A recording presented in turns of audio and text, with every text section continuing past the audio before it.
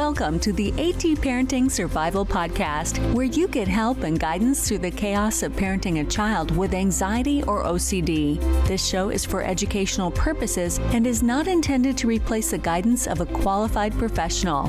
Here's your host, child therapist, Natasha Daniels. Well, hello there, and welcome to another episode of the AT Parenting Survival Podcast.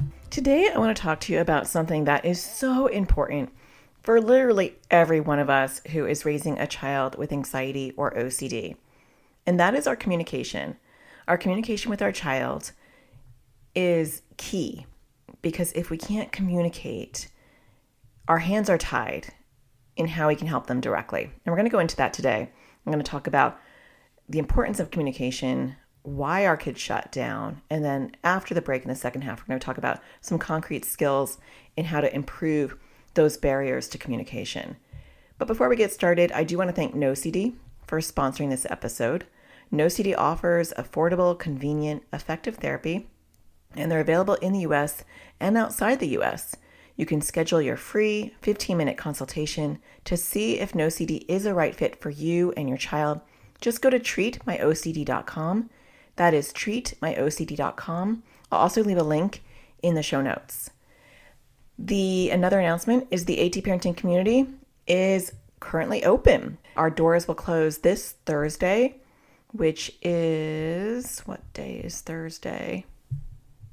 February 13th of 2025. So if you're listening to this in real time, our doors are now open. So if you've been looking for in-depth support, if you like my support and you want to be part of a community, and you want to get my opinion or my guidance directly, and maybe you want me to teach you. I mean, we do so much in the AT Parenting community.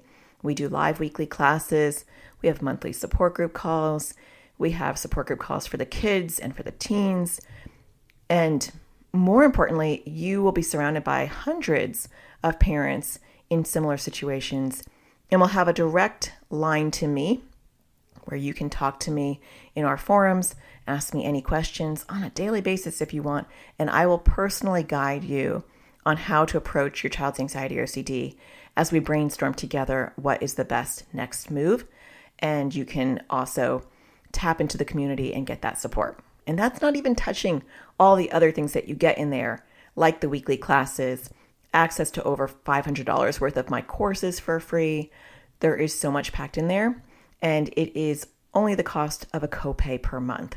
So you can, and an American copay is like $30 a month. And to be able to have that clinical guidance and support and hundreds of parents who totally get it, that's priceless. You can learn more about it and register at atparentingcommunity.com. The doors do close on Thursday. Today is Tuesday, so be sure to check that out before then, because we are firm with the closure dates. That way we get to focus on the members that are inside. We kind of get distracted when new people are trickling in all the time, and that's why we have open and closed enrollment times. All right, let's dive into improving communication with your child. So I want to just briefly talk about why communication is important. Obviously, I'm sure most of you aren't going to disagree that communication is something that we need to work on. It might feel like it's hard to move the dial with your child, or you might even think that you don't have an issue communicating with your child. And I feel like communication is one of those skills that is a daily practice, and it's something that we have to reassess all of the time. I don't know about you, but my communication when my child was 10 is very different than when they went through their hormonal shifts at 13. Things change. Developmentally, it's appropriate for them not to be as communicative, to be a little bit more private, to care more about what their friends think. And so our communication and our relationship with our kids will ebb and flow. It will evolve due to lots of factors, including just developmental milestones, but also depending on the anxiety or OCD theme, where they're currently at with their mental state. So there are a lot of factors. But when we focus on our communication around anxiety and OCD, we are much more likely to get to the OCD and anxiety themes. We're more likely to get to the core fear that is fueling the themes that fuels the avoidance and the compulsions. We are also able to be an outlet for them so they're not stuffing all of their fears and thoughts and discomfort internally, which can lead to secondary depression and hopelessness. And so that is really, really important. But a lot of times we're like, okay, I get all that. I get why it's important, but I can't move the dial. And I want to go through a little bit in detail what shuts down communication. Because it's not just about, well, I'm going to wait and see until my child's ready to talk. They don't want to talk to me, so I'm just going to wait and see. That's not really a helpful approach. We want to explore, why is it hard for them to communicate? Because there are different reasons that drive that behavior or that avoidance. And I want to outline 5 of the most common barriers to communication. And then after the break, we're going to talk about how you address each one of these barriers. I do want to say that if you can't communicate in general, and what I mean by that is your relationship is not an open one in general. Your child has a hard time telling you how their day was, or they have a hard time telling you about any hard feelings, then you might need to work on communication outside of anxiety and OCD. I look at it like an onion, right? And so there's layers of depth that you're going to get to. And like the first outer layer is, can they talk to you about regular stuff? Can they talk to you about things that they're passionate about, things that they like, what topics they're driving? I saw a really cool TV show, or, my friend did this today. Basic top layer type of stuff. If your child can't even do that with you, then the first step is repairing the relationship by spending more time together and spending time, and we're going to talk about this after the break as far as how to facilitate communication in general, but letting them talk without you interjecting or, being a passive observer and just reflecting back so that they can start talking in general. So that's the first layer. Some people don't have that first layer. There's no way you're going to get into the core of the onion if you haven't even really tapped the surface. The second layer, I would say, is being able to talk about difficult emotions outside of anxiety or OCD. A lot of times parents will say to me, our communication is good. Like, they'll talk to me about anything. They talk to me nonstop. I mean, like, I'm like their go-to person. But then I'll say, well, will they talk to you about their emotions or their feelings? No. They won't talk about that kind of stuff. They shut down. Okay, so communication in general, that second layer is not there yet. And we're not even talking about anxiety and OCD. We're talking about, can you talk to me about having a bad day, unrelated to anxiety or OCD? Or your friend said something and it got you mad. Or you got disappointed because you got a bad grade, unrelated to anxiety and OCD. Now, if that's their theme, related to anxiety and OCD, that's a bit of a different thing. But I'm talking about, can they talk about difficult emotions, whether it's jealousy or sadness or uncomfortableness or hurt, like feelings that are not fun, but are not related to their issues with anxiety and OCD. That's the second layer. Because sometimes kids are comfortable talking about the fun stuff or the external stuff, first layer. They're also able to talk about the second layer of emotions and different things that are upsetting them or making them sad. But they can't talk about the third layer, which is anxiety and OCD. Now, some of you might have kids that can talk about the first, second, and third layer, but we want to optimize that. I feel like we can always optimize things and show up even better. And so I think that no matter where you're at, whichever layer you're on, there are things that we can do to improve it even more. So if you are on the first layer, you're going to want to work on the first layer first. You can't skip to the third layer. If you're on the second layer, then we have to work on the second layer before we get into the third layer. And that's why I kind of want to just break that down, because I see people wanting to jump in and talk about anxiety and OCD, and their child can't even talk to them about anything. We have to work on that first. Okay, so when you are talking about anxiety and OCD, we are specifically going to be talking about that today. There are things that shut down communication. So let's go through the 5, what I see as the most common barriers to communication. The first one is shame and embarrassment. There's a lot of shame that goes with anxiety and OCD. There is shame in anxiety of, why am I having a hard time doing this when everybody else seems to be fine? Why are the simple things in my life so hard when everybody else is doing it with ease? That's embarrassing. That can create a lot of shame for some kids, not every kid, but for some kids. When you look at OCD, you add another layer of intrusive thoughts that are embarrassing or hurtful or make them feel crazy or disgusting. A lot of intrusive thoughts are taboo. And there's a stereotype of OCD in particular that is perpetuated in society of this, I'm so OCD. And so there can be this embarrassment and shame around it. So they may not want to communicate because to tell you their struggles with anxiety or OCD is to, one, admit that they have it, which they might be in denial. And so if I talk to you about it, then it becomes real. Or I don't want to tell you the details. You keep asking about the details, but they're embarrassing. I'm having these really upsetting, intrusive thoughts that maybe I don't love you. Maybe I want to harm you or harm myself. Or there's sexual thoughts, and I don't want to share those with you. And I don't realize that they are maybe typical with OCD. So there are those themes, and I'm just giving you broad strokes. The second category is about control. If I start talking to you, I don't know that I can control when we're going to stop talking about it, how long we're going to be talking about it. And it's like opening up the floodgates and feeling like you're not going to be able to control the flood. And so there's this fear of, if I start talking about it, what will I lose control over? Because now I'm trapped. And a lot of our kids with anxiety and OCD want to feel like they're in control. They feel out of control based on their anxiety and OCD. And so to open up that Pandora's box and talk about something really hard and not knowing if they're going to be able to tolerate talking about it and not knowing if they're going to be able to stop you from talking about it is overwhelming for a lot of kids. And I'm going to go through how we make these things sometimes worse. And after the break, we're going to talk about how we can make it better.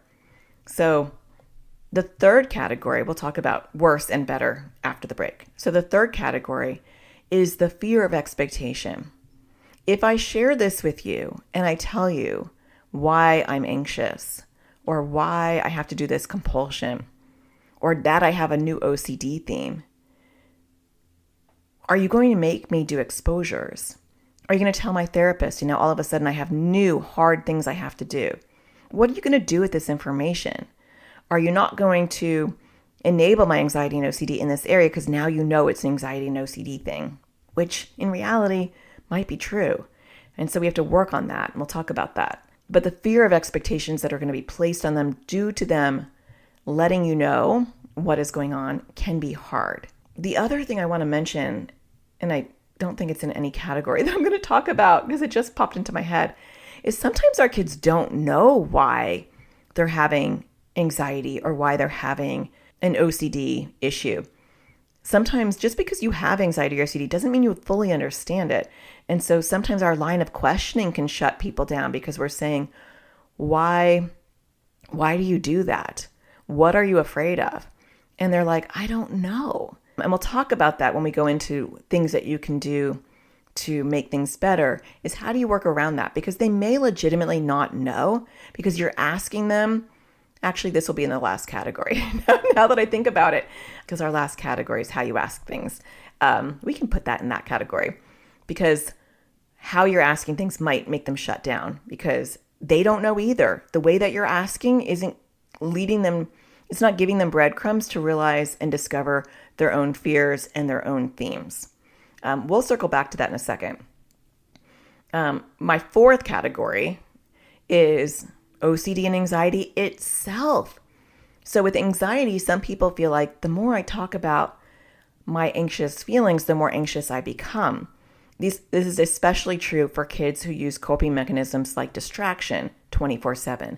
As long as I keep busy and move on that hamster wheel of activity, I won't get anxious because my brain won't have time to think about it. So when you purposely ask me to think about something, now I'm feeling anxious and I don't like that feeling. I like to avoid. And so talking about anxiety in and of itself becomes a trigger. That doesn't mean that we don't want to talk about it. It just means that we have to recognize that that in and of itself is an exposure for those kids.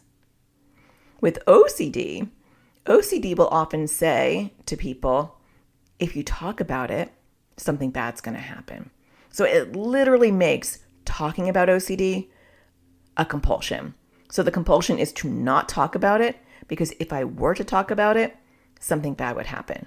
So similar, like if I need to tap 3 times before I leave the house so I don't throw up, like a magical thinking type of compulsion. Well, I need to not talk about OCD or something bad will happen. So with magical thinking compulsions, it's doing or avoiding something to prevent something bad from happening. OCD, similar to anxiety, can also just say, if you talk about it, I'm going to make things worse. So sometimes it's not a magical thinking compulsion, but it's just this overall feeling of, if I talk about it, OCD says it's going to make all my thoughts worse. The third component on that is sometimes OCD will say, oh my gosh, this is embarrassing. No one's going to get why you're having these harm OCD thoughts, or these sexual orientation OCD thoughts, or these sexually taboo thoughts. Like OCD will shame them before they even speak about it. And so they keep it to themselves. So that's another one. OCD in and of itself can say, they're going to make you do exposures. Don't tell them about this. Keep this one private. They're not going to get this one. They're going to make you do exposures. So OCD can use that as a weapon within itself. And I feel like that almost then becomes compulsive behavior. And the final category is how you ask things. So circling back to that. When you say, why are you scared of that? Why do you do that? Why do you wash your hands? That inadvertently shuts kids down. I talk a lot about language. Specific language is very important. And so also when we say you're fine, right? A child says, I'm really anxious. I don't want to go. It's fine. Well, no, it's not fine, because it doesn't feel fine to their nervous system. Their brain is having a false alarm and it doesn't feel fine. So minimizing their struggles by saying you're fine or it's fine, or asking them questions like, why can't you do this? Inadvertently create kind of a defense mechanism where their walls go up for some kids because they think, I don't know why. Or there is a connotation of, everybody else can do this. Why is this bothering you? It's not how most of us mean it, but it's what some kids can see or hear when we say that.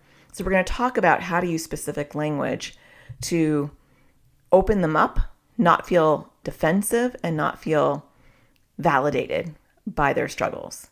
So those are the 5 categories that I see. They're not exhaustive. There's a million different ways that communication can get shut down or why they can be a barrier, but these are just the 5 I wanted to focus on. So we talked about shame and embarrassment. We talked about controlling the dialogue. We talked about expectations, like around exposures or doing things. The 4th one was OCD and anxiety, making it an OCD or anxiety issue in and of itself, right, related to the disorder. And the last one is language. How we ask things, how we talk to our kids makes a difference. All right, those are some good ones, right? So we're going to take a break. And after the break, we're going to go through those 5 categories again. And we're going to talk about different things that you can do in each category to open up the communication and make things better. Stay tuned. We'll be right back. It's time we put help directly in our kids' hands. Introducing Crushing OCD course for kids and teens. It was way more helpful than all the other therapy we've ever done because we didn't really know what to do. So we weren't really doing it before. So the course helped to figure out what the exposures are and how to do them. We're not in therapy and find it really hard to find an ERP trained therapist here. So we're currently with like the public health service, but again, they don't seem to be trained in ERP. It's filled that gap that we don't have that was desperately needed. This was really well timed for us to use between therapists and to help us get off to a good start with this new practice. It was easy to use. I was able to do it from my phone or also on the computer. there's different ages, so there were younger kids, there were teenagers. And so that was really nice too, to have a variety of ages where it wasn't just geared towards younger kids or older kids. It was a nice variety. It's helpful for our kids to hear it from this like third party as opposed to just us saying it. I really like the offense and defense method. I love working on poking at OCD while it's sleeping. It makes it a little bit easier to do, and it's kind of fun. I'm planning on using it to work on my fear of like holding or touching batteries and stuff like that. So it was really helpful, and I think a lot of other kids would like it. I thought that I was like the only one who had worrying about the weather and stuff. And then there was somebody else on there who worried about the same thing, which was really helpful. Seems less scary to work on stuff now that I've watched this class, and I'm more interested to work on it. I like trying to do more exposures still, and before I wasn't, I just didn't want to do them. I've worked on some of my bigger compulsions and been successful. I realized that it was helpful to do like the exposures. Before it was like really, really hard. It's still hard, but it's helpful to know that I need to do them. Before there would be a lot of battles about it, so it is definitely less loggerheads. Really, really good course and super helpful. Definitely would recommend this. It's really easy to follow. It's nice bite-sized videos. I really like the worksheets that go along with it, and I think it's really helpful. To learn more about this course and register your child or teen, go to atparentingsurvivalschool.com. Welcome back. All right, so before the break, we went through the 5 categories that I wanted to discuss today that shut down communication. So let's go through each one individually and talk about some approaches that you can take to make things better. All right, the first category was shame and embarrassment. So a lot of times, and every child is different. And so what I'm going to say is general. You have to tweak it for your child. But the first one is a lot of times normalizing it. When I was working with kids in my practice and I could tell they were really closed off, I would start to normalize whatever I thought might be the struggle behind their issue. And I would say, a lot of people have really embarrassing intrusive thoughts. And that's just the disorder. Like that's just how OCD is. And so if you have a flavor, if you have an idea of what might be going on, you might start with, can you incentivize them to watch a quick YouTube video? I purposely make my YouTube videos no longer than 5 to 10 minutes so that parents can incentivize and say, if you watch this 5-minute video, you can earn blah, blah, blah. Regardless of age, there's always something that people want to earn.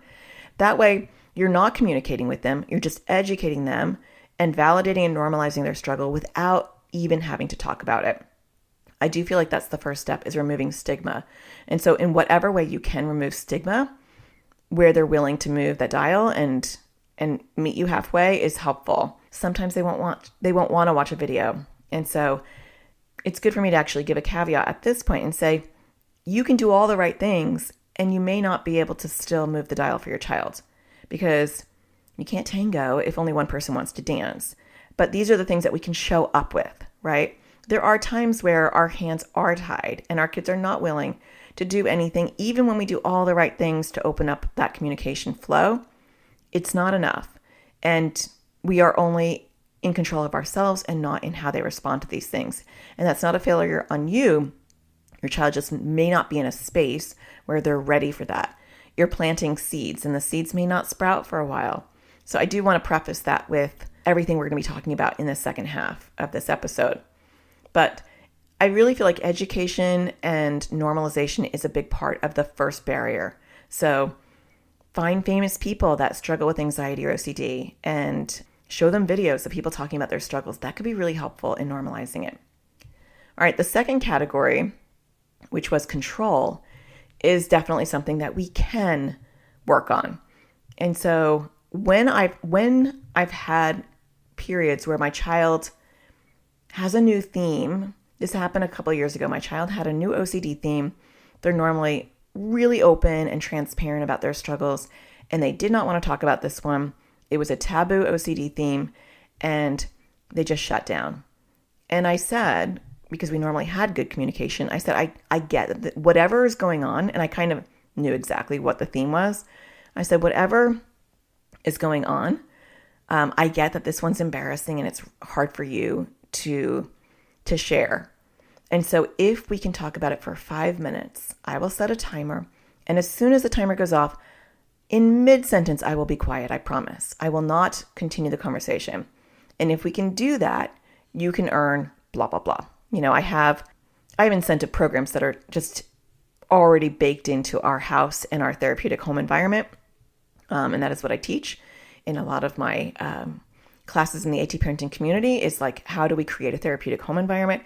How do we build effective incentive plans? So it's already baked into your life when these type of things pop up. And so I said that to her and she was willing, and I set a timer, and I did not want to end the conversation after 5 minutes because we were just getting going, but the timer went off. In mid-sentence, I was quiet, turned it off. I said, thank you for opening up. We're done.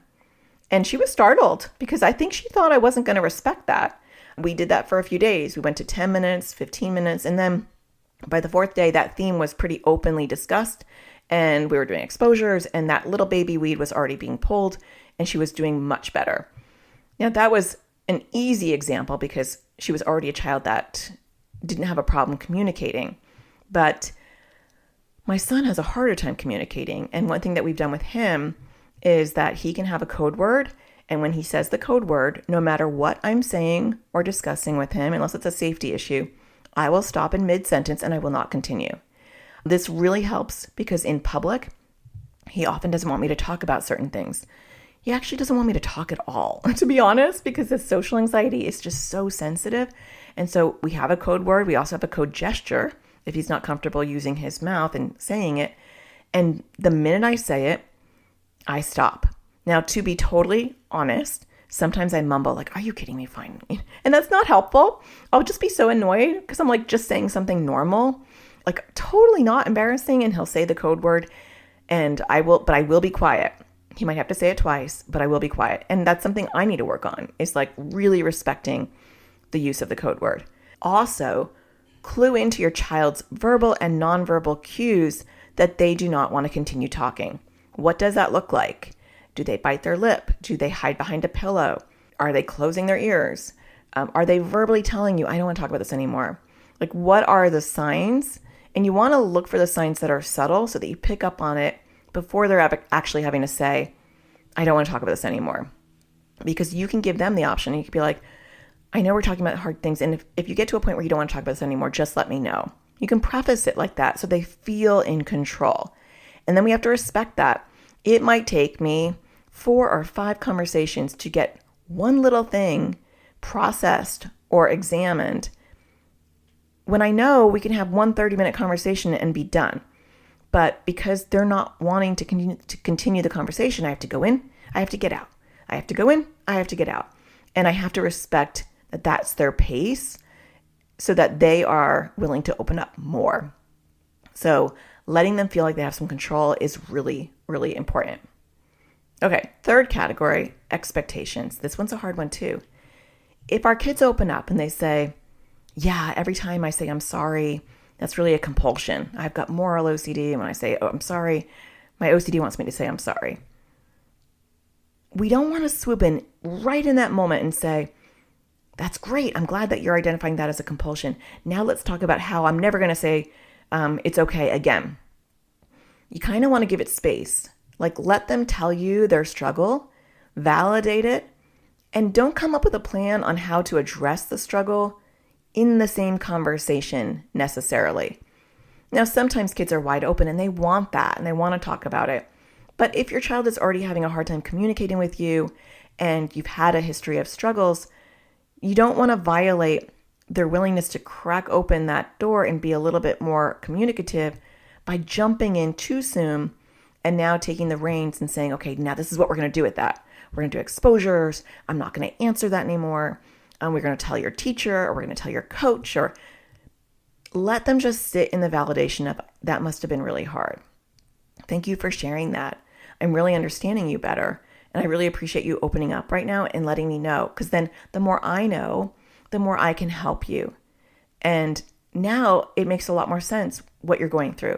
When I'm telling you hurry up in the morning, I didn't realize that you had to tie your shoes 5 times or something bad would happen. And I really appreciate you sharing that with me so that I can be more understanding in the mornings. Now, I'm not going to say in that moment, we're going to work on that magical thinking and we're going to work on tying your shoes 4 times instead of 5 times. I'm not going to go into planning. I want to have that conversation feel good, that I'm just validating them. Often I think we're so worried we're never going to get another opportunity, which is valid, that we want to rush in and also offer the solutions or the therapeutic approaches that we're going to do. And that becomes a bit risky with a child that is shaky on communication. So we have to slow our roll and just sit with the validation and appreciation that they're opening up. Okay, so that was number 3. Number 4, OCD and anxiety itself. I do have a YouTube video about this, and I talk about how OCD sabotages talking about OCD. When OCD and anxiety don't want you to talk about it, and how it uses that as a weapon. So I will link that in the show notes if you guys are listening to this on a podcast platform so that you can see that. When you go to my website and you listen to my podcast directly from my website, you'll see all the links that I reference. So they're right there as well. But you want to address. Well, first you might want to explore and say, I wonder what's the hardest part about talking about anxiety or OCD. And normally the kind of answer you get from this issue is, it makes it worse. That's as simple as that. It makes it worse. Or I can't. Or they'll point to things. I've had kids where they'll try to communicate, to outsmart OCD. They might write it down or they might point at something, but they just can't physically say it. That's very compulsive behavior where they literally can't say it. But a lot of times they'll just say, it will make it worse. Or stop talking about it, it's making it worse. Or I'm having the thoughts now, it's making it worse. And so you can talk about that and say, I totally get that. I understand that talking about OCD or anxiety feels like it's making it worse. And the first step might be that we can just talk about OCD or anxiety in little bits as an exposure. And again, going back to let's set a timer. And how about we talk about anxiety or OCD just for 2 minutes, maybe just 1 minute, and you can earn blah, blah, blah. The earning thing is important because sometimes that moves the dial. It adds a sprinkle of fun. It also celebrates that you're asking them to do something really brave and scary and that they're going to do it. And so that component is really important in the beginning when we're trying to, get things going, get some traction. And so talking about anxiety and OCD in and of itself can become a little exposure exercise. You want to keep the conversation very light and let them lead it. And so a very brief question of whatever their theme is, keep it light and respect the timer and build up to that. Also educate them on how OCD and anxiety can use not talking as a weapon. Especially with OCD, I think it's important to recognize that that is a compulsion in and of itself. And I'll link the videos that you can show your children to kind of highlight that issue. Okay, last one is how you ask things. Language is important. So pay attention to how you say things. I've been a therapist for over 2 decades, and now I am immersed in the AT parenting community. And so I have listened to how parents talk to their kids for so long. And I don't think parents realize what they sound like because they're too close to it. And I can sense it when I'm in a session and I have a parent who's talking to the child and I'm thinking, no wonder why this child's not opening up.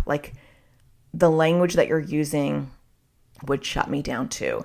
And it's unintentional. I think people just are unaware of the language that we use. So like I had talked about before in the first half of this episode, when you say things like, why are you scared? That does feel a little bit like a judgment.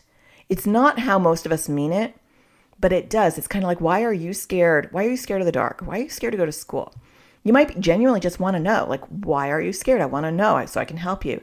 But it has an us and them kind of tone to it versus what's the hardest part about going to school? What's the hardest part about going to sleep on your own? Sometimes I like to use the word scared. What scares you the most about going to sleep? But I do have some kids that are even defensive about that word. I'm not scared. There's a pride there. I'm not anxious. They don't want any of those words. I don't have anxiety. And so you have to move even further back and say, what's the hardest part of? Now, sometimes we say, what scares you about this? Or what are you afraid of when you touch that? And when we're talking about OCD, sometimes it's not a fear. Sometimes it's a feeling. And so with just right OCD and disgust OCD and symmetry OCD, often with those, and even sensory motor OCD, with those 4 different types of OCD themes, if you don't know what those are, you can certainly go to my website at atparentingsurvival.com and type in those under the search button, and I will have a whole episode on each one of those because I cover everything in detail. People in the AT parenting community know these things because they hear it every week. They learn from other parents. They learn from me. So just by osmosis, those members become incredibly intelligent around anxiety and OCD. So if you're an AT parenting community member, you probably have heard all of those things. But with those different themes, the core fear is actually a fear of not being able to handle just the feeling. This feeling may never go away. I may not be able to tolerate this feeling. I can't stop focusing on this feeling. And so you might be pushing your child away because you're asking the wrong question. Instead of what are you afraid of, or what scary thing will happen if you don't balance and hit the other arm for symmetry OCD, or go to the bathroom. They might not know what to answer because they might say, I'm not afraid of anything. It just won't feel good, or it doesn't feel right. And when you get those answers, it doesn't feel right, or it just feels off, or it won't feel good, or it won't go away. And you keep pushing, we can shut kids down because they think you don't get it. I'm giving you the answer. And you think I'm holding things back, but you don't get it. Like I'm actually giving you the answer. So how we ask things are in general really important. And like we had hinted at before, saying you're fine or it's no big deal doesn't help, because it is not fine to their nervous system. It's not fine to their OCD. I mean, OCD is a glitch in the brain where every signal that they're getting in their brain says it is not fine. It is dangerous, or it's scary, or it's uncomfortable, or it's risky. And with anxiety, the amygdala is like, the volume is so high. Anxiety and OCD, different parts of the brain, just by the way. But with anxiety, the amygdala's volume is so high that it is not fine. Everything about what's happening in the body is saying it is not fine. This is an emergency. And so words of it's fine, you're fine will fall flat, and they'll communicate to your child that you don't get it. So instead, validate. I know this is hard for you. I know this feels scary to you, right? It's not saying this is scary. This is hard. I know this feels hard to you. I know this feels scary to you. I know this feels uncomfortable to you. Validate that before you move into skill building. Ask them what they want to do. Often we swoop in with solutions that robs them of the opportunity to feel empowered, to have their own agency and their own independence to be able to help themselves.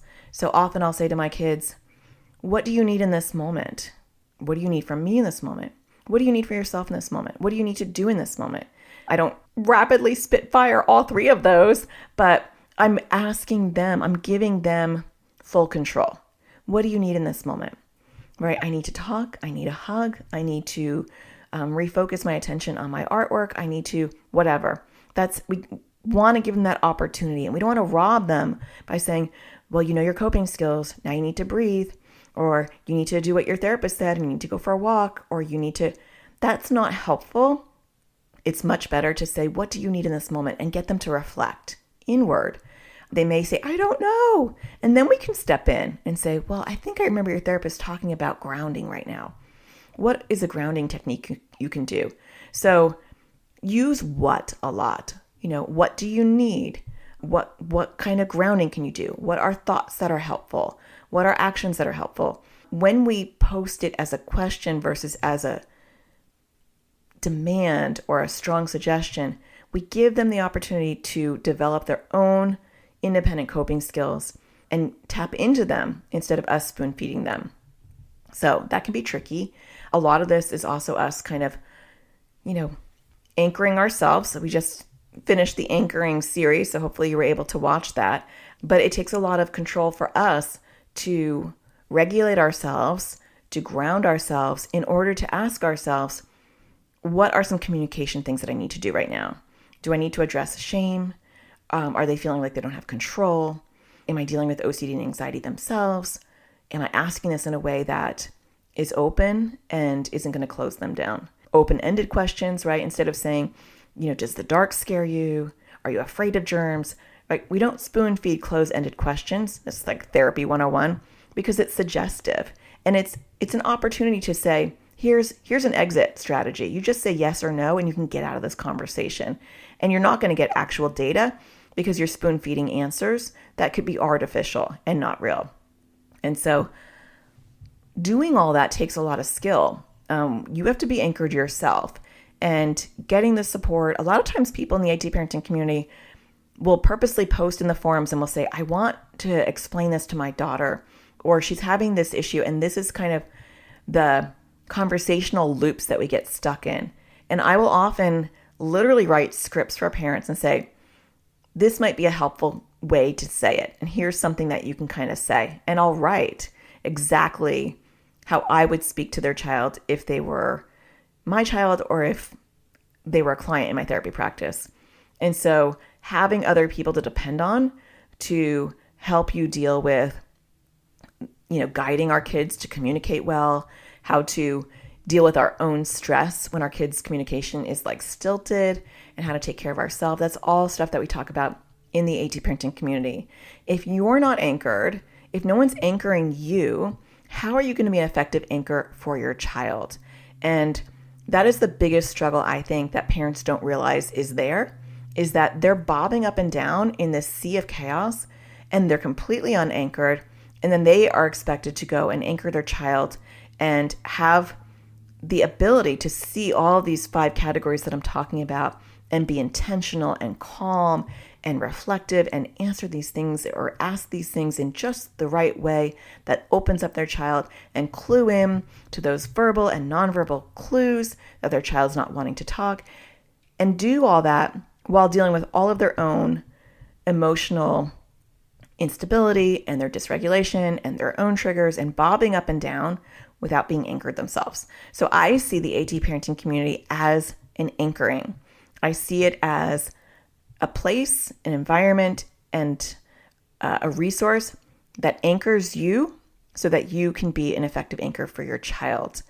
And we do that in so many different ways. I feel like I anchor parents every day when they reach out to me in the forums and they're spiraling out of control and they're like, I don't know what to do. The therapist said this, but it doesn't feel right, or we can't find a therapist, and they're refusing to eat, and these are all the things that are going on. They need someone to hold space for them and anchor them. Or when they're like, their head is spiraling because they don't know how to get their child to talk or open up, or they have a new theme that just popped up and they don't know what to do, to have a group of parents anchor you and say, yep, we've been there before. Don't worry. Let's just take it one step at a time. This is what you do. Here, watch this video, or, show them this video and talk to your therapist about this. Like, just having someone to calm you is a beautiful thing. And that is what the AT parenting community is. To me, it's kind of like roadside assistance. Whether you need it or not, it's always there, because I don't know about you, but I can't predict when I'm going to have a flat tire. But I want roadside assistance so that when it happens, I'm not flapping my arms in the chaos and not knowing how to get help. I want it on tap. And for $30 a month, AT parenting community is like the best roadside assistance. Some people, it's not roadside assistance. It is like, like a place where they live to get support on a daily basis. And other people are doing so well, especially if they've been in the community for 3-4 months, that it becomes this like safety net of like, I've got roadside assistance. I've got the AT parenting community. They've got my back. I have access to Natasha. I have access to hundreds of parents.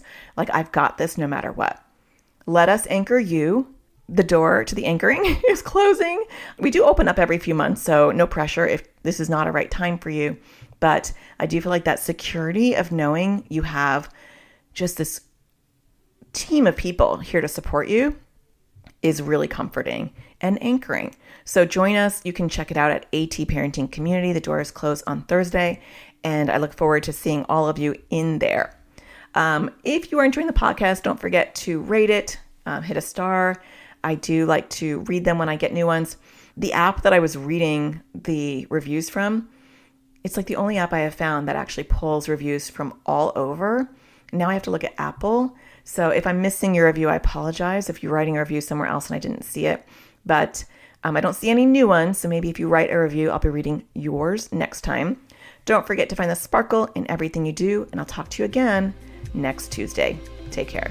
Thank you for listening to the AT Parenting Survival Podcast. To get additional support raising a child with anxiety or OCD, visit Natasha's online school of on-demand classes at atparentingsurvivalschool.com.